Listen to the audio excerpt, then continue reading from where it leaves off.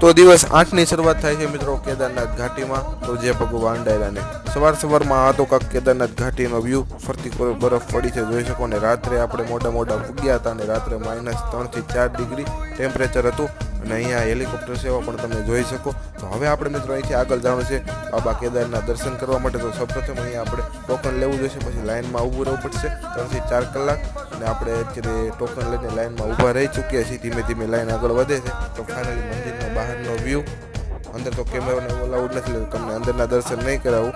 તો આપણે કમ્પ્લીટ દર્શન ને એવું તો અત્યારે થયું નથી, કારણ કે લાઇન એવડી હતી ને આપણે પાછું નીચે ઉતરવાનું હતું. આ છે કાંક મંદિરનો વ્યૂ.